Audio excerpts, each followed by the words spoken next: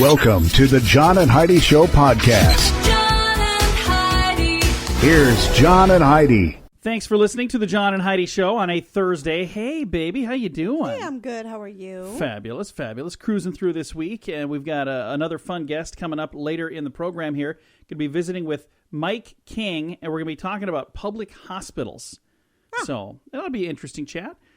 Shine a light on some public hospitals that are doing well, maybe some that are not doing so well, but we get all the details from Mike King later in the program. This is interesting. The average Alaskan eats twice as much ice cream as residents in any other state. You wouldn't think of that. Yeah, no, you wouldn't think it'd be like hot chocolate or something. Yeah, you'd think it'd be a hot state where they'd be eating more ice cream, but Alaskans eat more ice cream, twice as much ice cream as residents in other states. Interesting. They don't even need to put it in the freezer. Just set it out the window. Set it outside their front door. Hey, and a Kern County, California couple, that was not easy to say, were ticketed for jaywalking because one of their chickens allegedly impeded traffic by wandering onto the highway. So why did the chicken cross the road?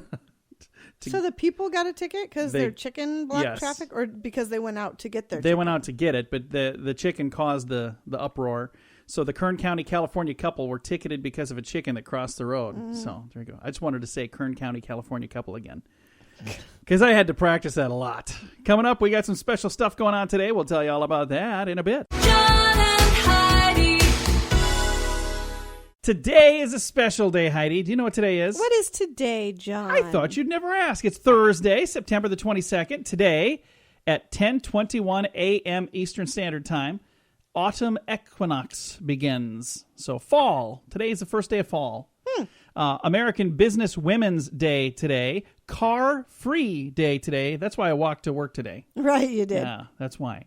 It's also Chain Mail Day today. You ever get stuck in one of those stupid things, chain mail? Yeah. Oh, man, I'm not a fan of that stuff. I'm usually the caboose. I'm the end of the line. It's also Dear Diary Day today. Going to be reading out of Heidi's diary later in the program. That'll be fun. No, we won't. She doesn't even have a diary. At least not one that I know of. Do you have a diary? I do have a diary. Do you really? I do. Seriously? Yeah. Yeah, we will be reading out of Heidi's diary. It's Elephant Appreciation Day today. I love elephants. Yeah, I even pointed to you. That's your cue. It's Hobbit Day today. It's Ice Cream Cone Day. It's also International Day of Radiant Peace, National Centurions Day, National Rock and Roll Dog Lord. Day, National Teach Ag Day, and National White Chocolate Day. So there you go. All of that going on. Busy day. It is a busy day. Thanks for listening to the John and Heidi Show. John and Heidi. Email marketing is affordable and a proven way to grow your business if it's done right. You can stay in contact with your customers to let them know when you have new things to offer. You stay in control the whole time too. You decide when the messages are sent and you decide what is being said. So you're constantly in control of your business image. You can do this, but don't try it on your own. Team up with one of the biggest names in email marketing, Constant Contact. Sign up for a free trial right now at radiosavings.com. Sign up now at radiosavings.com. John and Heidi. You know it's true because you heard it on the radio. A team of Chicago zoologists saved a bottlenose dolphin that was nearly killed by a Speedo. Yeah. Like a swimming suit Speedo? Yeah, like a swimming suit Okay. Speedo. The dolphin, named Scrappy, must have found a man's swimsuit floating in Florida's Sarasota Bay and got his head and torso stuck in the waist and leg hole. It was so tight, it could have severed an artery. After several days of monitoring the dolphin, the suit was still stuck, so they had to catch Scrappy and send in the de-pantsing team to remove it. Then they released him, naked and free, back into the bay. A spokesperson said, "It shows that Speedo can be a threat to more than just good taste." End quote. I remember anytime I even think of the word Speedo, I think of this guy. And you don't want to wear one of these things. I'm just saying. When we It got doesn't matter married, how fit you are. You don't want to wear one no, of those. when you and I got married, my beautiful bride here, she and I were married in Jamaica on the beach. Actually, it was in the garden. We were going to be on the beach, but it was too windy. Right. So after we were done in the garden getting married, we went down to the beach for some photos and stuff. And there was a guy who was pleasantly plump, like myself. I'm not a skinny, thin man by any means, but he was a pretty good-sized fella. And he was wearing nothing but a Speedo and looked like a fur jacket, but that was just him. And eating a plate of French fries. I remember While him. we were getting married, he was standing there on the sidelines watching us get married. And I'm trying to, pay attention to say I do and whatnot. And I just kind of kept out of the corner of my eye seeing that guy thinking, only us. I mean, this only happens to us. This kind of thing. Now, this dolphin knows what I'm going through as well because he got stuck in a Speedo. So there you go. And both stories, are true because you heard them on the radio. John and Heidi. The John and Heidi Show is brought to you in part by the Keystone Treatment Center. This is your brain, and this is your brain on drugs. We share silly stories here on the program, but addiction is no joke. If you or someone you know suffers with an addiction to drugs or alcohol, make today the day you seek help. Call toll-free 844-204-1055. That's a toll-free number. Again, 844-204-1055. and this is your brain. I can't even speak today. This is your brain on drugs. That's what I'm trying to say. A man helps a friend by paying a fine, but he ends up going to jail too. Wilmington, North Carolina, Jermel Caldwell was heading down to the courthouse to pay a fine for a friend, but he freaked out when he rounded the corner inside the building and came face to face with a metal detector. He nervously told the deputies, "I got to go to my car." Unfortunately for him, the deputies decided, you know what, we're going to see there's something a little fishy what's here. going on here. And they found 14 bags of marijuana and 10 bags of heroin in his pockets. And he didn't have to worry about bailing the other dude out because they got to hang out in jail together. Why would you wear... He was worried about the metal detector? Because you have to empty your pockets when you go through a metal detector. So okay. Why in the world would you have... Yeah, you shouldn't. Yeah, why would you take it there with you? That doesn't make any sense to me. Well, people carrying that stuff around them don't necessarily have common sense to Kids, begin with. So this is what happens right here when your brain is on drugs. John and Heidi. Now your moment of duh. You ever wonder why our public education system is such a mess? Well, here's a clue. Could be people who are, putting the system together. In the 2002 edition of the Washington, D.C. Public School System Standardized Test Guide for Elementary Students, it was riddled with errors and typos, so they made a concerted effort to fix it for the 2003. It came out with even more. For example, one question asked students taking a test to count an image of 9 flowers, but then only multiple choice answers were available between 22 and 30. So you're supposed to count up how many flowers are there, and there were 9, but they had 22, 27, 28, and 30. So clearly they didn't read this, or they didn't know how to take the test. So there you go. So luckily that was way back in 2003. We don't make mistakes like that anymore. right. We make even bigger ones, I'm sure. Coming up, your scoop of the day, that is on the way. The Scoop of the Day is brought to you by Wells Blue Bunny. If you want delicious ice cream, be sure to look for the Blue Bunny. Sure to have your favorite flavors. Learn more at bluebunny.com. Now your scoop of the day. Good news for us, Heidi. Listen to this. A new study suggests binge watching brings couples closer together. I have 2 reasons why that is. First of all, I think it's because neither one of us want to get off the sofa and leave. And the second is because we keep eating and we're just growing. That's why we're getting closer together. So, yeah, binge watching. We actually just binge watched a TV program this last weekend, and we're all caught up now. So that's good. People with astrology tattoos were devastated because of an internet story. Thank goodness it turned out to be a hoax. But the story said, if you have an astrology sign, it has probably changed. Last week, somewhere from the United Kingdom, somebody posted this. They say, NASA changed the astrological signs for the first time in 2,000 years. So about 86% of us now need a different astrological sign. Again, this was a hoax. So they got all technical about it. They said the reason for the radical change is the sky today is extremely different than it was thousands of years ago when they came up with these signs. So a lot of people... Who takes time out of their lives to create fake stories, a ridiculous story like I that don't know. for no reason? Why? But because it had people freaking out. But I mean, why? they were. Why would you even do that? Why would you want people to freak out? Why would you care? Because are you serious?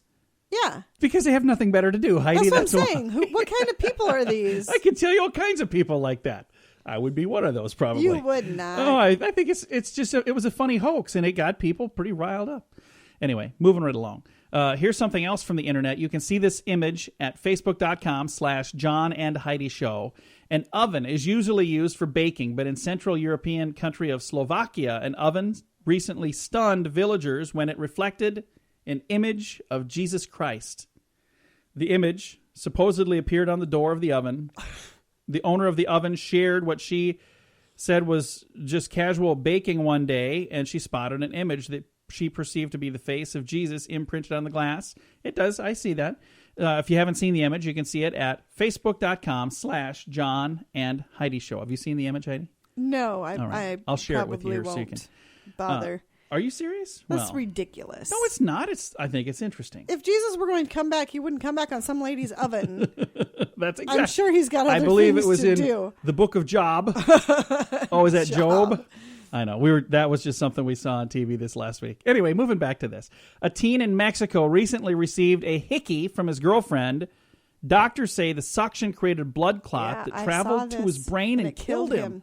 I saw that. So kids, do not do the hickey thing. I mean, sent that story on to both of our children, and right away our son responded to me, "Why are you worried about me getting a hickey?"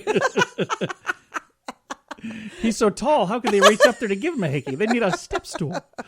All right. Scientists have discovered that when a shrimp is first born, it's a male, and when it gets older, it matures into a female.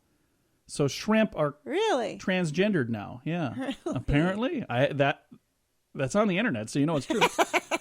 Despite spending more per person on healthcare than any other country, Americans are getting sicker and dying younger than our international peers. A problem persists across all ages and both genders, according to a new report.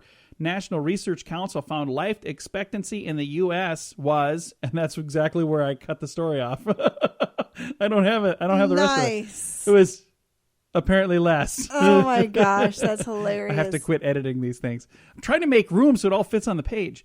An international group of scientists reports that simply inhaling the aroma of a hot cup of coffee could alter some genes in your brain, reducing the effects of sleep deprivation. So you don't even need to drink coffee to get the benefit from it. Even just sniffing it in is going to do the trick. I love the smell of coffee. I do too. Oh, even man. Just walking through the grocery store, I like to just stand in the coffee aisle and I was at an they event. have the beans that you can pour yourself. The coffee aisle smells so good. I was at an event where they were brewing coffee, and I was like on the other side of the room, and it was wafting over there. I went over, I was like, "Is that coffee ready yet? We're gonna be done soon." I was like, "Okay, I can get the first cup because that smells awesome," and it was. This has been your Scoop of the Day. John and Heidi. When it comes to politics, quite often you have an opinion, especially for this election. How would you like a platform to let your opinion be heard? PoliticalStorm.com is that platform. It's a website with news from both sides, and you can chime in on any story, and you can add your own stories. You may even be invited to join me on my podcast for a chance to share your opinion, whether we agree or not. Sign up today at PoliticalStorm.com. You have a choice, and now you have a voice as well. PoliticalStorm.com. John and Heidi. Thank you for listening to the John and Heidi Show on a Thursday. We've got a special guest joining us today. Mike King has a new book called A Spirit of Charity, Restoring the Bond Between America and Its Public Hospitals. Mr. King, how are you today? I'm good. How are you, John? Very good. Thank you for joining us today. Let's talk a little bit about public hospitals. And, you know, there are hospitals all over the country, public hospitals all over the country, but how is it that public hospitals serve all Americans? They're there for us, I suppose, right? Well, sure. Interestingly, these hospitals began way back in colonial times. You've probably heard of Charity Hospital in New Orleans, the hospital that was shut down after Hurricane Katrina. That hospital was created first as a charitable institution and eventually taken over by the city of New Orleans in 1736. Wow. Bellevue Hospital in New York City is actually the oldest hospital. It predates Charity by about a month, same year. Those hospitals formed at a time when big cities were beginning to deal with epidemics like yellow fever and things like that. And eventually the city fathers had to decide what they're going to do about it. And little by little, over a period of about another 100, 150 years, these public hospitals began. Those hospitals have been around longer than our country then. Yes.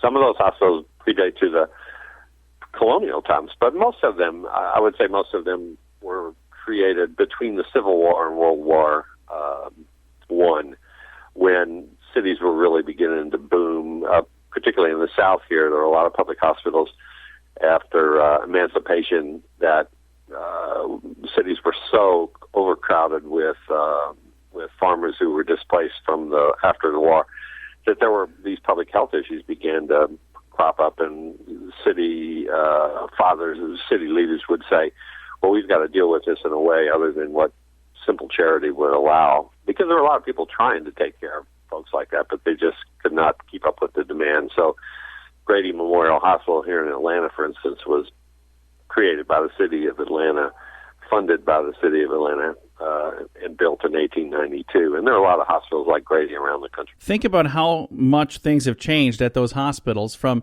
the ones from the 1700s and the 1800s and even early 1900s.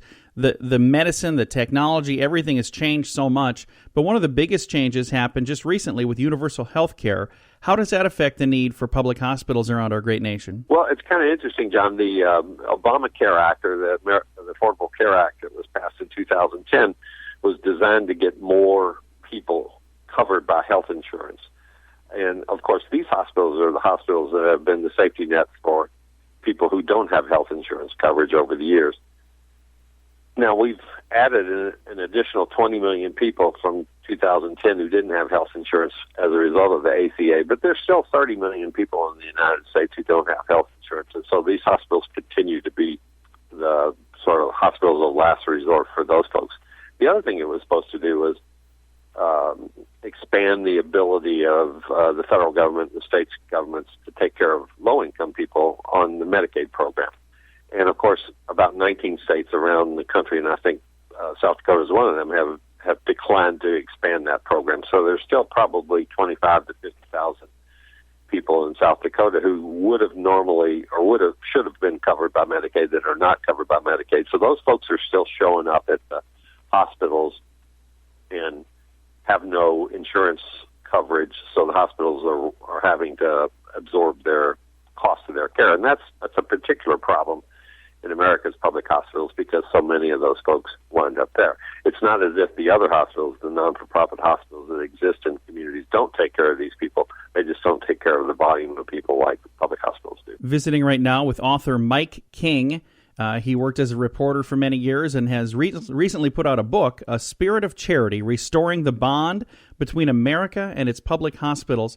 Mr. King, what are some of the big misconceptions about public hospitals? Well, I think the biggest misconception is that they're only for poor people. There are often excellent hospitals that have a strong teaching component to it. Most all of them are affiliated with medical schools. So there are medical residents and fellows and attending physicians who staff these hospitals, and they provide pretty high-quality care, and especially some essential care that a lot of hospitals in the community can't provide, like trauma care, care for people with HIV/AIDS, other infectious diseases, burn centers, things like that. So there's a pretty high-quality, high-level, very sophisticated care going on in these hospitals. Even though a lot of the hospital patients are poor, there are still some patients. For instance, in Atlanta, if you have a stroke or you're at risk of a stroke, the best hospital in the city to go to is Grady Memorial Hospital because they have such a strong teaching component and scientific component linked to how to prevent strokes, how to keep hypertension from getting out of control so that it's not at risk for stroke. I think sometimes we forget that these hospitals actually have such a strong scientific and clinical component to them. We still see them as poor people hospitals. But these public hospitals play a pretty important role in our healthcare system overall, don't they? They do. They what I call them, most people refer to them as safety net hospitals. I call them the safety valve hospitals. These are the hospitals that allow the other hospitals to thrive because if the other hospitals had to take the volume of uninsured and Medicaid patients that public hospitals take, they would not be able to grow and prosper the way they are. So the existence of a public hospital in the community often helps the other hospitals do better. So they're very, very important to the $3 trillion healthcare system. My argument is that they need to be dealt with in a more effective and important way too. They need to be at the table when we have these discussions about how to reform the healthcare system. Public hospitals should be front and center in that debate. Again, our guest today, Mike King. He has a new book, A Spirit of Charity, Restoring the Bond Between America and Its Public Hospitals. Mr. King, where can we find a copy of this book? Well, it's available on Amazon, the big dog of book publishing, and you can also get it through Barnes & Noble, Books A Million, and other major retailers as well. And it's available both in e-book version and an hard copy version, and we'd love to have people take a look at it, read about public hospitals, see how they fit into our healthcare system, and maybe participate in this next round of public discussions that will come up.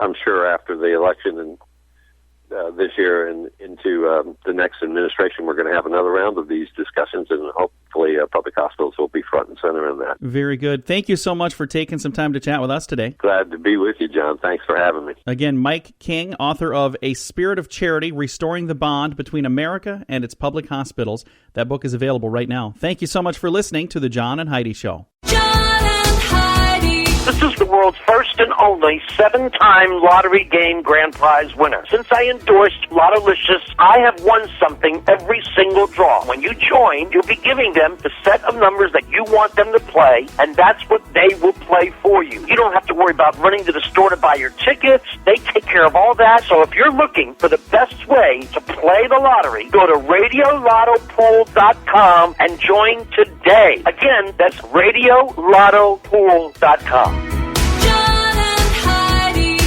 Fun fact for you, Heidi. What's that, John? M. Scott Carpenter was America's second man in space. You never hear about those people. No, the I've second never person. heard that name at all. M. Scott Carpenter, yeah. Fun fact for you, Heidi. What's that, John? Clifford Irving admitted that his autobiography of Howard Hughes was a complete hoax. So he I've had not read it, so I had a was book. not fooled. There was an autobiography of Howard Hughes, and then he finally admitted that, yeah, it's a hoax. Fun fact for you, Heidi. What's that, John? DeWitt Wallace is the founder of the Reader's Digest. Oh. So that's a pretty cool. Our son used to Our get son. that. That was the weirdest thing. We all of a sudden started getting Reader's Digest for no reason, and our son at the time was like 15. He's like, "Oh no, that's for me." We're like, "What? Only you and my grandma get that. What are you talking about?" And our final fun fact for you, Heidi. What's that, John? NFL's Steve Young is one of Brigham Young's many great-great-great-grandsons. The founder of the Mormon religion, or not founder, but one of the founders from way back in the day, Brigham Young. His great-great-great-grandson is Steve Young from the NFL. A couple of fun facts for you right there on a Thursday. John and Heidi. Email marketing is affordable and a proven way to grow your business if it's done right. You can stay in contact with your customers to let them know when you have new things to offer. You stay in control the whole time too. You decide when the messages are sent and you decide what is being said. So you're constantly in control of your business image. You can do this, but don't try it on your own. Team up with one of the biggest names in email marketing, Constant Contact. Sign up for a free trial right now at radiosavings.com. Sign up now at radiosavings.com. John and Heidi. Thanks for listening to the John and Heidi Show. My wife and I do this show together, so I always like to find stories like this. 5 ways to fight less and love more. What do you think of that? This is from a book, Fight Less, Love More. Number 1, eliminate dumb factual arguments. It says, you're wrong, you don't know what you're talking about, the bailout was blah, blah, blah, whatever. So you get in a big argument about factual things. She's saying, this is silly. We argue about a fact. Let's stop right now and just go to the internet and check and see who's right. We don't really do that anyway. No. Argue about my facts. son, Troy and I. Yeah. We get in You these, two, it's ridiculous. That's what I'm saying. Because I know he's wrong. I'm like, no, that's not right. It's, it is too. And then usually when he's wrong, then he just doesn't even move forward then. I'm like, do you want to say that I was right? But he's proved you wrong before. He has. And what do? I say, oh, yeah, that's right. I guess you were right. I was wrong. Yeah. I'm both so, ways there. I'm so Tough used guy. to saying I'm wrong that it comes out. Sometimes even when I'm right, I say I'm wrong. I'm hanging around you so much. I was wrong in saying that. Next, avoid post-argument arguments. So if you have an argument and then it's over, let it be over. Mm-hmm. Don't get in a post-argument argument. Next, reject the whatever word. Whose answer is that usually, Heidi? Whatever. Yeah. Next, engage, don't enrage. Your annoying motormouth mate, colleague, or friend desperately wants to persuade you that he or she is right about an issue, and they won't stop talking until you cave. They're saying, engage, don't enrage. So they're saying, try not to stir this up and turn it into an argument if you can avoid it. And our final thing from the list here, orchestrate the perfect apology. You made an insensitive verbal gaffe. You want to apologize.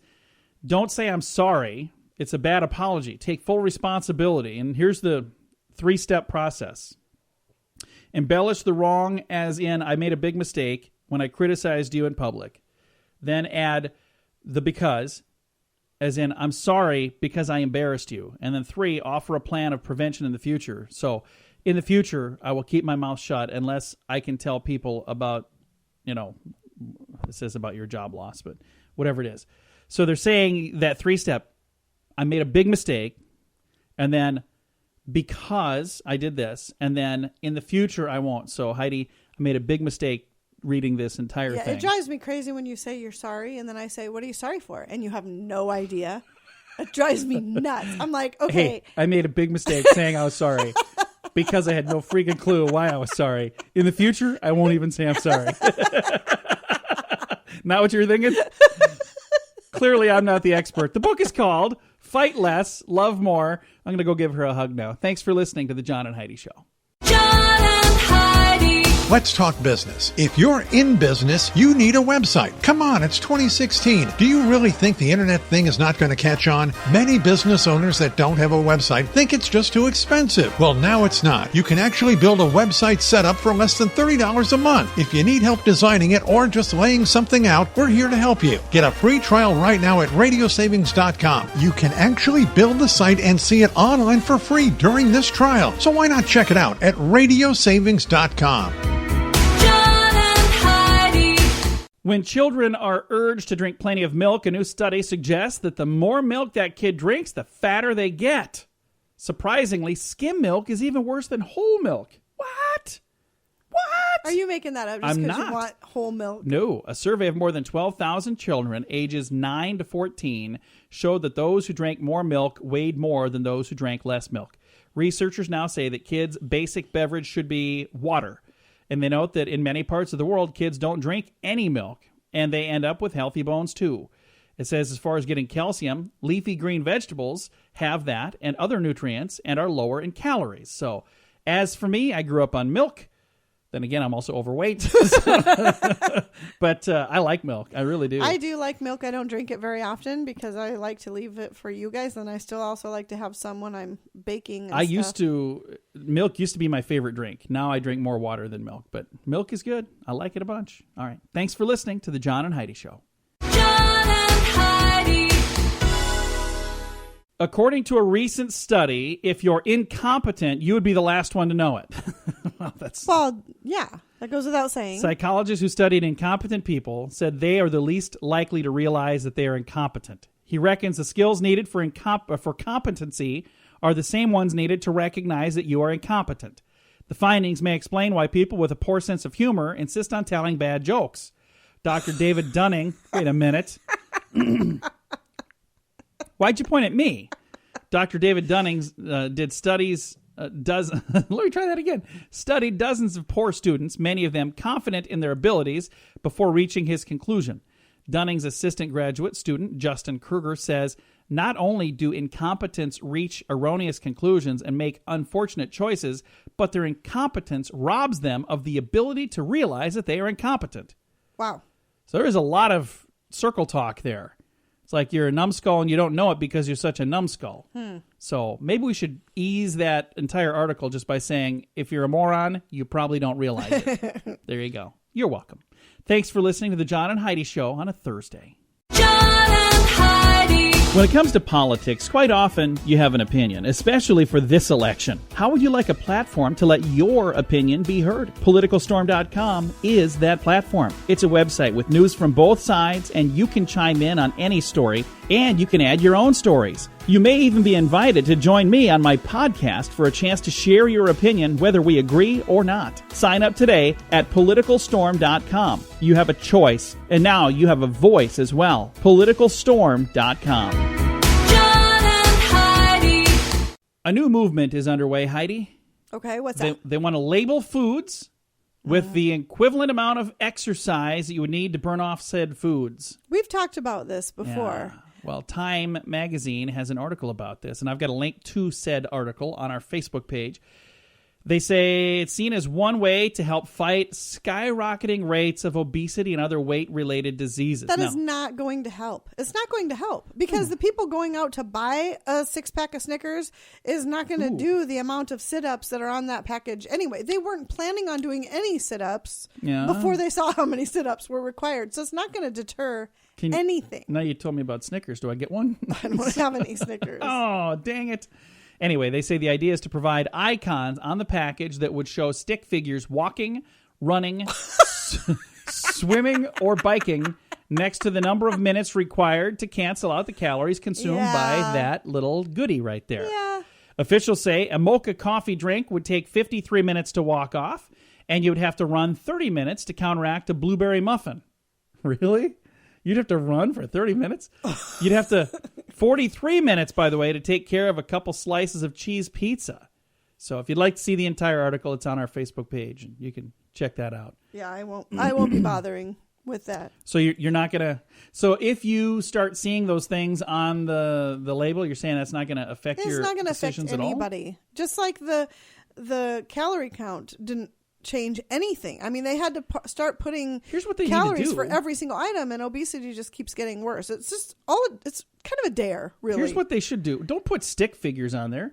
Put actual pictures of people like me running. Who eat those things. This is what somebody who eats this stuff looks like. Somebody over 300 pounds if here. you want to look like this, go this ahead is what and he eat looks this like candy bar. eating the Snickers. Now he's going to have to run. I'm saying you want to warn people, put my picture on the label. There you go. And put me in a Speedo. No, don't do that. Well, you show somebody in a stick figure, people are going to think, hey, if I eat must be this, I good could for look you. like that. All right, we've got some good news. That's on the way. John and Heidi. This portion of the John and Heidi Show is brought to you by the John and Heidi Show. That sounds kind of funny, but it's true. Go to your local radio station and ask them to start carrying the John and Heidi Show. Here's the best part. They can carry the show for free. They play a couple commercials, but it doesn't cost them anything every month. So if you know a radio station that could use a little bit of help, send them our way. Send them to johnandheidishow.com. Again, johnandheidishow.com. We would love to do a radio program in your community. Then you could listen to the podcast and listen to us on the radio. John and Heidi. We always try to wrap things up with good news, and there are some who are going to think this is great news. Others are going to go, eh. So you're going to have to tell me what you think. All right. I already have I think I know what it's going to be. All right. You want me to tell you what I think it's going to be? No, I'm going to wait. I'm going to put my hand down here so you don't know if it was number one or number two. If you're in the market for a new job and you like the great outdoors, you may want to check out a listing from Columbia Sportswear. The outdoor gear and clothing company wants to pay people to go on cool adventures and test out their latest products and then show off on social media.